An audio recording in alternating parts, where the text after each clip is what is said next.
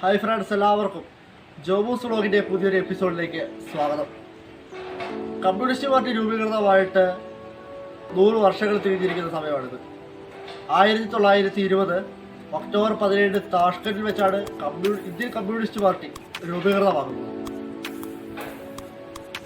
അപാരി മുഖർജിയുടെയും M N റോയിയുടെയും നേതൃത്വത്തിലാണ് ഇന്ത്യൻ കമ്മ്യൂണിസ്റ്റ് പാർട്ടി രൂപീകൃതമാകുന്നത്. കർഷക സമരങ്ങൾ, തൊഴിലാളി വർഗ സമരങ്ങൾ എന്നീ സമരങ്ങളിലൂടെയാണ് കമ്മ്യൂണിസ്റ്റ് പാർട്ടി ആവിർഭവിച്ചത്. അതുപോലെ തന്നെ പല മറ്റ് ബ്രിട്ടീഷുകാർക്കെതിരെയുള്ള സമരങ്ങളിലൊക്കെ കമ്മ്യൂണിസ്റ്റ് പാർട്ടിയുടെ സ്വാധീനം വളരെ വലുത് തന്നെയാണ്. 1943 ബോംബെയിൽ വെച്ച് ഒന്നാം പാർട്ടി കോൺഗ്രസ് നടക്കുകയുണ്ടായി. പക്ഷേ 1947 സ്വാതന്ത്ര്യലബ്ധിക്ക് ശേഷം ഒട്ടേറെ വർഷം കമ്മ്യൂണിസ്റ്റ് പാർട്ടി അകത്തും പുറത്തും ആശയപരമായും അല്ലാതെയും ഉടലെടുത്തിട്ടുണ്ട്. ആ ഒരു പശ്ചാത്തലത്തിൽ 1948 കൽക്കട്ടയിൽ വെച്ച് രണ്ടാം പാർട്ടി കോൺഗ്രസ് സംഘടിപ്പിച്ചു. കൽക്കട്ട തിസിസ് എന്ന പേരിലാണ് ആ സമ്മേളനം അറിയപ്പെട്ടത്. 1947 സ്വാതന്ത്ര്യലബ്ധി സമയത്ത് കമ്മ്യൂണിസ്റ്റ് പാർട്ടിയുടെ പ്രസിഡന്റായിരുന്ന PC ജോഷിക്കെതിരെ അന്നത്തെ പാർട്ടിയകത്തുണ്ടായിരുന്ന VT രണദേവിയുടെ നേതൃത്വത്തിലുള്ള കുറച്ചുപേർ അദ്ദേഹത്തിനെതിരെ തിരികെയുണ്ടായി. അന്നത്തെ പ്രധാനമന്ത്രിയായിരുന്ന ജവഹർലാൽ നെഹ്റുവിനോട് അനുഭവം കാട്ടി എന്ന് ചൂണ്ടിക്കാട്ടിയായിരുന്നു ആ പ്രതിഷേധം. അതിന് പാർട്ടിക്കകത്ത് VT രണദേവിക്ക് വല്ലാതെ മേൽക്കോയ്മ ലഭിക്കുകയുണ്ടായി.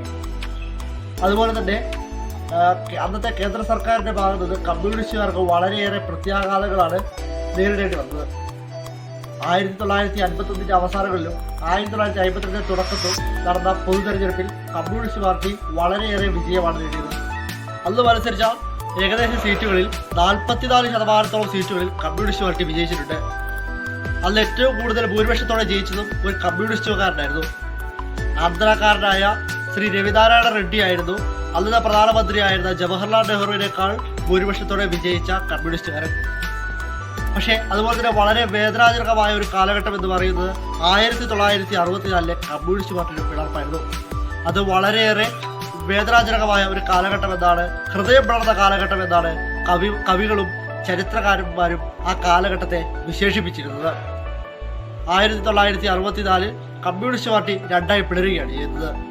CPI-യിൽ നിന്ന് CPIM-ലേക്ക്. ഒരു പക്ഷം ചൈനീസ് പക്ഷക്കാരായും ഒരു പക്ഷം റഷ്യൻ പക്ഷക്കാരുമായാണ് നിലനിന്നിരുന്നത്. അത് വളരെയേറെ പ്രശ്നങ്ങളാണ് ഇന്ത്യൻ കമ്മ്യൂണിസ്റ്റ് പാർട്ടിയകത്ത് സൃഷ്ടിച്ചിരുന്നത്. കേരളത്തിൽ തന്നെ KPAC എന്ന നാടക സമിതി പോലും രണ്ടായി പിളർന്നത് ആ ഒരു പ്രശ്നം കൊണ്ടാണ്. ഒരു കാലത്ത് ഇന്ത്യൻ ജനതയെ വളരെയേറെ സ്വാധീനിച്ച സംഘടന തന്നെയായിരുന്നു കമ്മ്യൂണിസ്റ്റ് പാർട്ടിയുടേത്.